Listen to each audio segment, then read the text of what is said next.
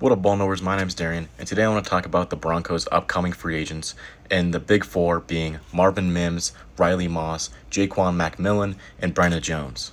Now, I think it's a worthwhile discussion because the time of the Broncos basically paying everyone and re-signing all of their players is going to be coming to an end. The Broncos cap is shrinking fast in the upcoming years, and a bonus extension is looming, so you can't pay everyone, and you're going to have to find guys who are cheaper alternatives and find talent through the draft. The Broncos have all of their draft picks, including some comp picks in the upcoming 2027 draft, as well as the 2028 and 2029 seasons, as they have not moved any of their capital so far. But I do expect the Broncos to potentially be aggressive during the deadline, but that's not what this video is about. And the first discussion I want to have is I think Marvin Mims is gone next year, almost no matter what. Now, this has nothing to do with Marvin Mims as a player. A lot of Broncos fans see him as an underutilized weapon, and while I think Marvin Mims is a talented receiver in certain ways, I do think that his time with the Broncos is coming to an end after the 2026 NFL season. Now, I do not think Marvin Mims will get moved at any point during the season. I think at most they just let him walk in free agency, which is all right. You're not going to get returns for every player after you let them walk, but I do think Marvin Mims can still be a valuable piece to this team, especially in the return game, but I think all of the signs are pointing to Marvin Mims being out next year. Now, first I want to talk about three returners that the Broncos have already brought in this offseason that I do think is pointing towards Marvin Mims not returning. Now, obviously, the Broncos' return depth is a little thin after Marvin Mims. You have guys like R.J. Harvey and Tyler Bidet who weren't very good, especially on kickoff, and those guys can't return punts, which was Michael Bandy as the replacement, who we saw wasn't a really good replacement either. So the Broncos obviously didn't take huge swings at the returners, but they got guys like Colby Katzis, Cam Ross, we'll talk about in a second, and Sean Fresh recently as all return-capable players, and I do think that this doesn't point to them wanting to move on to Marvin this year. I still think they're comfortable with him as their fifth wide receiver and their leading return man, but I do think they're potentially going to stash one or two of these guys to potentially compete for a return role next season when or if Marvin Mims is gone.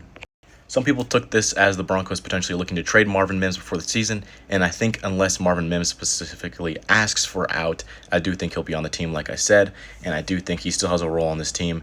But from what we've seen with Marvin Mims, he doesn't get utilized as much as fans would like, especially coming into this season. You obviously have Jalen Waddle, your wide receiver 1. You have Courtland Sutton as your wide receiver 2.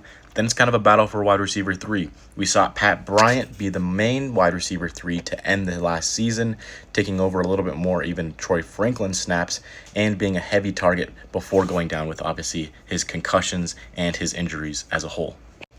Then I still do think Troy Franklin is a valuable asset to this team. I still think he's more of a dynamic route runner compared to Marvin. May not be as good of a deep threat, but I think in the intermediate and short games, he's just as good as Marvin Mims. And obviously, he had his drop issues, as did the rest of the wide receiver room.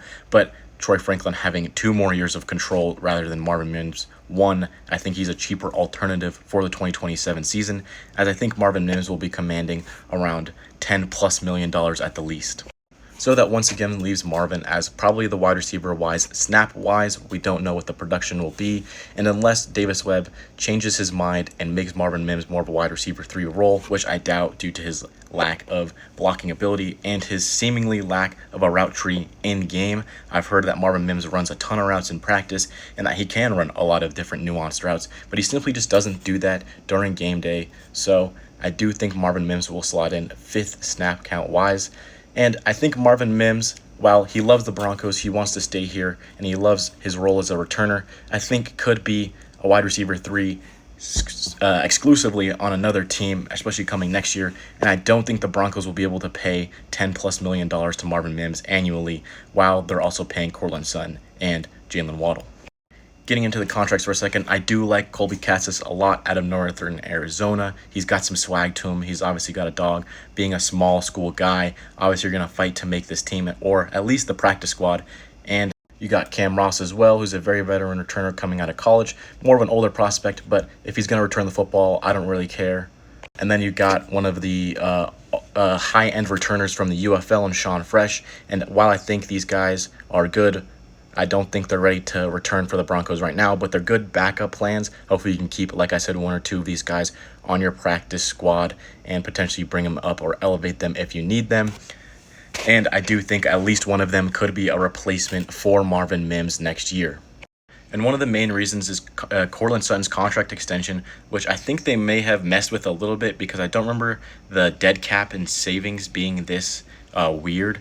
Because after the season, for the 2027 season, the Broncos would likely probably have to do a post 6-1 release of Courtland Sutton if they wanted to get off of that contract, but that would still leave them with around $16 million in dead cap for the 2028 season and even $8 million for 2027. You do save $20 million in 2027, but I don't think that's worth it, especially if Courtland Sutton bounces back a little bit. He still was good last year, but bounces back, maybe has a more efficient year as a receiver. And I do think the Broncos will likely keep him on the roster heading into the 2028 season. And then that would mean that throughout the 2027 and 2028 seasons, Courtland Sutton and Jalen Waddle will be both making upwards of $30 million. And if you wanted to pay Marvin Mims $10 to $15 million a year, I don't think you can afford spending $70 to $75 million on three receivers, especially when you have guys like Pat Bryant and Troy Franklin on your roster already, which would likely leave the Broncos, if they wanted to move on for Courtland Sutton at this point, I think he'd be 32, 33 years old.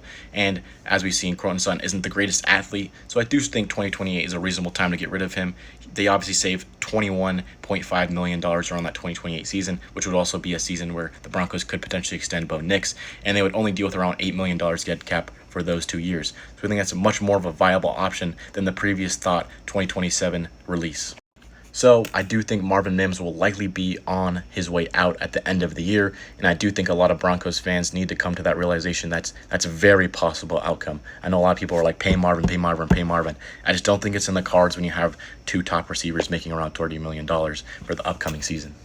In my next video, I'll talk about the defensive side of the free agents in the Riley Moss, Jaquan McMillan, and Brandon Jones discussion. I think that's also a very interesting one, but I wanted to touch on Marvin Mims today because as much as I love the guy, I just don't think you can afford to pay him if he's going to continue getting underutilized by some standards, and with all the money you're already allocating to the rest of the roster. If you want to see more of that cap and more of that discussion, check out my previous video on the Broncos 2027 cap situation. And while it's not bad, they currently ranked near the bottom before potential restructures and such that they have to do. Anyways, hit that follow button. Go follow my YouTube. Take it easy.